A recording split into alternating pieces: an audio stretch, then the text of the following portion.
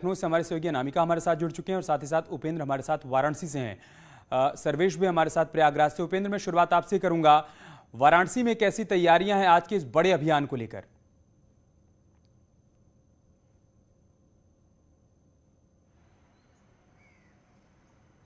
करीबन 1 दर्जन ज़्यादा केंद्र जो शहर के हैं, मुख्य शहर के, और उसके अलावा पूरे शहर के और ग्रामीण इलाके को माने तो करीबन 200 से ज़्यादा केंद्र हैं जिन्हें शक्ति केंद्र का नाम दिया गया है। उन शक्ति केंद्रों से ही आज इस पूरे कार्यक्रम में लोग वर्चुअली जुड़ेंगे, कार्यकर्ता वर्चुअली जुड़ेंगे। इसके लिए देर रात ही सारी मीटिंग्स और तैयारी कर ली गई थी और किस तरीके से वर्चुअली जुड़ना है उसके लिए भी कार्यकर्ताओं को बता दिया गया था। और इसमें तब भाजपा ही नहीं, भाजपा के जितने अनुषांगिक संगठन हैं, चाहे वो भाजयुमो हो, चाहे वो किसान मोर्चा हो, चाहे वो महिला मोर्चा हो, तमाम सारे जो अनुषांगिक संगठन हैं वो भी अपनी अपनी तरीके से जुड़ेंगे। इसमें कार्यकर्ताओं की लिस्ट भी बन गई है कि किन शक्ति केंद्रों से कौन कौन से जो है कार्यकर्ता जुड़ेंगे। तो तमाम तैयारियां पूरी हो गई हैं और मैं जब खड़ा हूं यहाँ पर भी कार्यक्रम होना है, तो यहाँ पर भी धीरे धीरे हलचल शुरू हो रही है, हलचल दिख रही है। हालांकि अभी कार्यकर्ता यहाँ पर नहीं आ रहे हैं क्योंकि ये इस बार का कार्यक्रम वर्चुअली है, तो इसलिए कार्यकर्ता अभी कुछ देर बाद यहाँ पर जुटना शुरू होंगे और अपने अपने जो भी उनके केंद्र, चाहे वो लैपटॉप हो, चाहे वो जो भी तकनीकी केंद्र हो, मोबाइल, तो किसी भी तरीके से वर्चुअली जुड़ने के लिए यहाँ कुछ देर बाद यहाँ पर उनको एक बार फिर समझाया जाएगा और शाम के कार्यक्रम की एक बार फाइनल रूपरेखा फिर तैयार की जाएगी। अमित, अनामिका, 27,700 केंद्र हैं जहां पर आज संवाद होना है कार्यकर्ताओं से। किसी एक केंद्र पर राष्ट्रीय अध्यक्ष जेपी नड्डा जा सकते हैं क्या? उस बारे में कोई जानकारी मिल पाई है? और साथ ही साथ लखनऊ में किस तरह की तैयारियां हैं बीजेपी के इस बड़े अभियान को लेकर?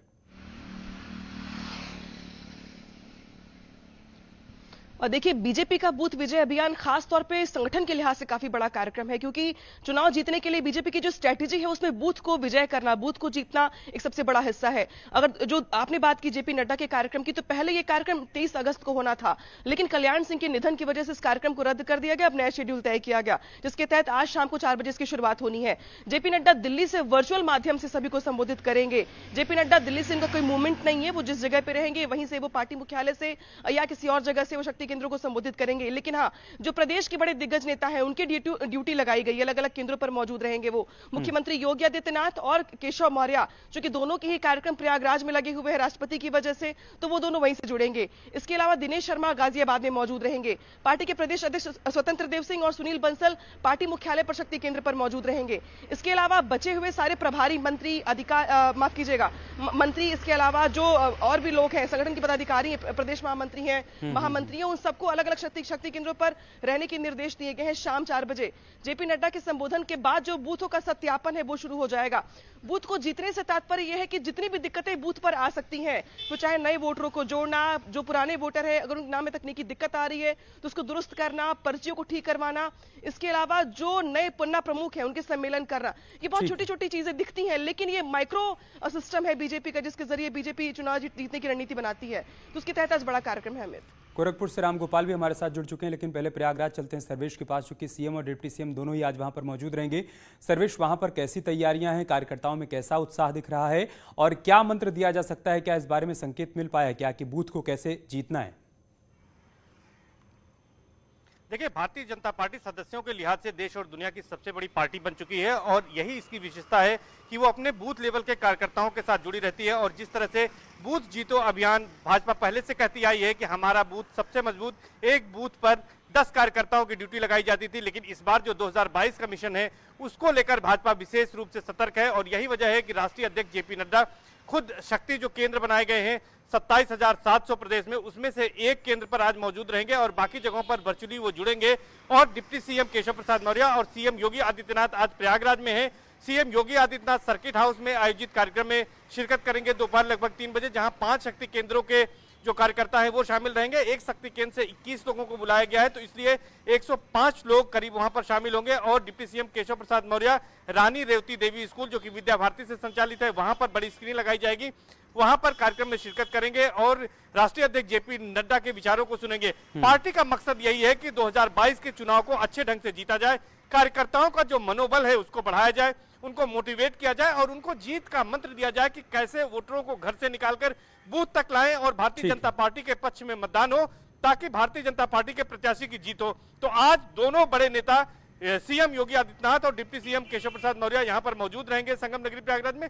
इसकी तैयारियां लगभग पूरी कर ली गई हैं और आज दोनों नेता यहां पर शिरकत करने वाले हैं। जी ठीक है सर्वेश। रामगोपाल, गोरखपुर से क्या अपडेट, क्या जानकारी है?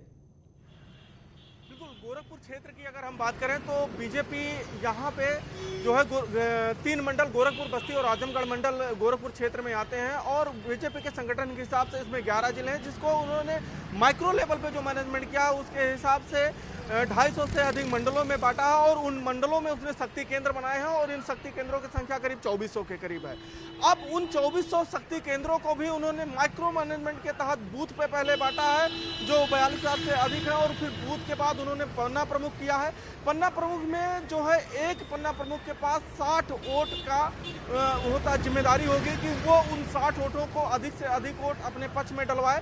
तो इस तरीके का एक माइक्रो मैनेजमेंट बीजेपी की तरफ से किया जा रहा है। साथ ही भारतीय जनता पार्टी की तरफ से जो विधानसभा के जो संयोजक हैं, प्रभारी हैं, सेक्टर प्रभारी हैं, शक्ति केंद्र प्रभारी, इन सभी की नियुक्ति कर दी गई है और अब जो पूरी की पूरी लड़ाई है वो बूथ लेवल पे बीजेपी कर रही है।